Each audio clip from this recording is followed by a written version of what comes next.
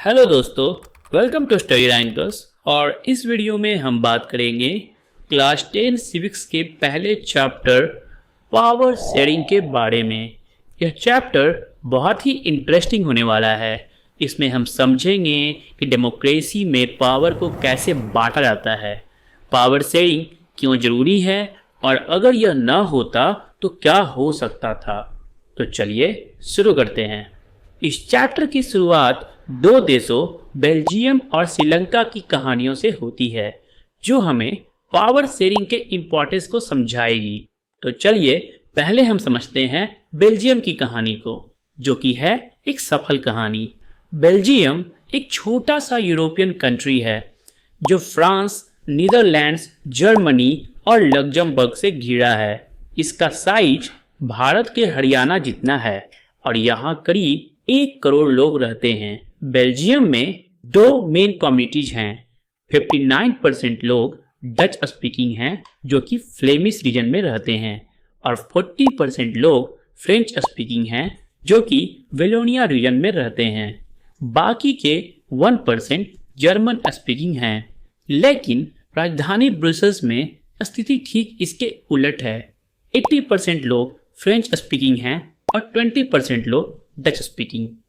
तो समस्या यह थी कि फ्रेंच स्पीकिंग कम्युनिटी इकोनॉमिक रूप से ज़्यादा समृद्ध था, जिससे डच स्पीकिंग कम्युनिटी को कम अवसर मिले।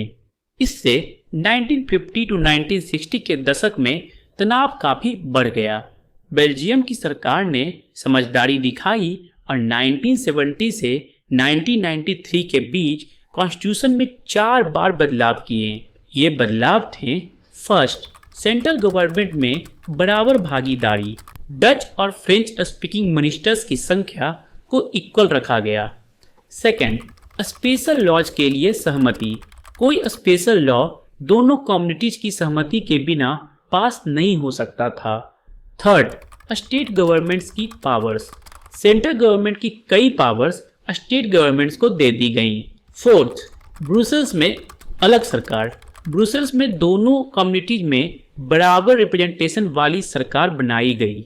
Fifth, community government, Dutch, French और जर्मन स्पीकिंग कम्युनिटीज के लिए अलग अलग कम्युनिटी गवर्नमेंट्स बनाई गई जो उनके कल्चर, एजुकेशन और लैंग्वेज से जुड़े मुद्दों पर काम करती थी। इन बदलावों से बेल्जियम में पीस और स्टेबिलिटी बनी रही और ब्रुसेल्स को यूरोपियन यूनियन का हेडक्वार्टर भी चुना गया। तो यह थी बेल्जियम की सफल कहानी। तो अब हम आगे बढ़ते हैं और देखते हैं श्रीलंका की कहानी को, जो कि है एक दुखद कहानी। तो श्रीलंका एक आइलैंड नेशन है जहां करीब 2 करोड़ लोग रहते हैं। इसकी कैपिटल है कोलंबो। श्रीलंका की आबादी में 74% सिन्हाला स्पीकिंग लोग हैं जो ज़्यादातर बुद्धिस्ट हैं। 18% तमिल स्पीकिंग लोग हैं जो हिंदू या मुस्लिम हैं। बाकी 7% क्रिश्चियन हैं जो दोनों भाषाएं बोलते हैं। तो समस्या तब शुरू हुई जब सरकार ने सिन्हाला कम्युनिटी को प्राथमिकता दी। सरकार ने ऐसे कई कदम उठाए, जैसे फर्स्ट, 1956 में सिन्हाला को ऑफिशियल लैंग्वेज घोषित कर दिया गया, जिससे तमिल भाषा को नज़रअंदाज किया जाने लगा। सेकेंड, जॉब्स और एजुकेशन में भेदभाव, सिन्हाला लोगों को जॉब्स और एजुकेशन में प्राथमिकता दी गई। थर्ड, रिलीजन के आधार पर भेदभाव, बुद्धिज्म को बढ़ावा दिया गया और अन्य धर्मों को अनदेखा कर दिया गया। इन सब कारणों से तमिल समुदाय को लगा कि उनके साथ भेदभाव हुआ है, तो उन्होंने कई मांगे रखी, जैसे फर्स्ट, तमिल को भी ऑफिशियल लैंग्वेज बनाया जाए। सेकंड, उनके क्षेत्र में अलग सरकार यानी ऑटोनोमी दी जाए। थर्ड, बराबर अवसर यानी इक्वल अपॉर्चुनिटी दिए जाएं। लेकिन सरकार ने इन मांगों को ठुकरा दिया। इससे तमिल समुदाय ने अलग देश की मांग की, जिससे कंट्री में सिविल वॉर स्टार्ट हो गया। इस वॉर में हजारों लोग मारे गए और श्रीलंका को सोशल, इकोनॉमिकल और कल्चरल तौर पर काफी नुकसान झेलना पड़ा। तो यह थी श्रीलंका की दुखद कहानी। अब हम समझेंगे कि पावर शेयरिंग का इतना इम्पोर्टेंस क्यों है।